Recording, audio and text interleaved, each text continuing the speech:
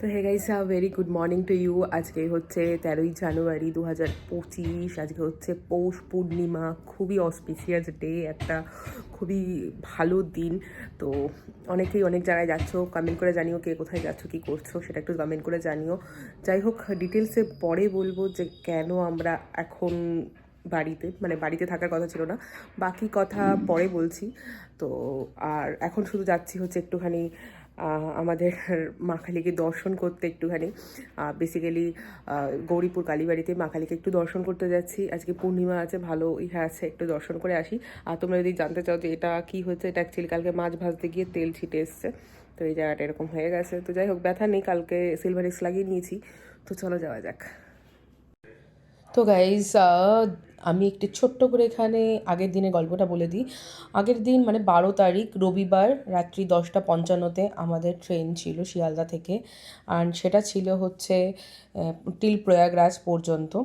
তো টিকিটের যে ওয়েটিং সংখ্যাটা ছিল সেটা বেসিক্যালি আমাদের কমই ছিল, সেটা ওই 10-11 মতোই ছিল। তো আমি ভেবেছিলাম এটা কনফার্ম হয়ে যাবে অ্যাট লাস্ট, তো আলটিমেটলি হয়ে যায়নি। অ্যান্ড ব্যাপারটা হচ্ছে, ডেটটাকে আমি আবার রিপিট করছি, 12ই জানুয়ারি 2025, মানে হচ্ছে জানুয়ারির একদম প্রথমের কথা বলছি। কুম্ভমেলা শুরু হয় যেই দিন থেকে, সেই দিন থেকের কথাই বলছি।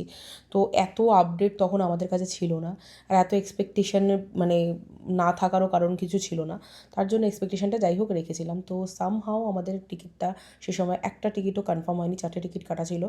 তো কনফার্ম না হওয়ার ফলে আমরা আর কি যেতে পারিনি। তো যাই হোক, সেদিনকে রাতে তো ক্যান্সেল হয়ে যাওয়ার পরে আমরা রাতের বেলা ঘুমিয়ে পড়েছিলাম।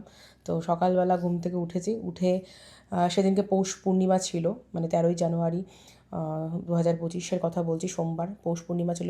পূর্ণিমার পুজো দিতে গেছিলাম এই যে গৌরীপুর কালীবাড়িতে। আমি সবসময় গৌরীপুর কালীবাড়িতেই টুকটাক যাই, পুজো দিই না কেন, যখনই মায়ের দর্শন করতে ইচ্ছা হয় এখানে চলে আসি।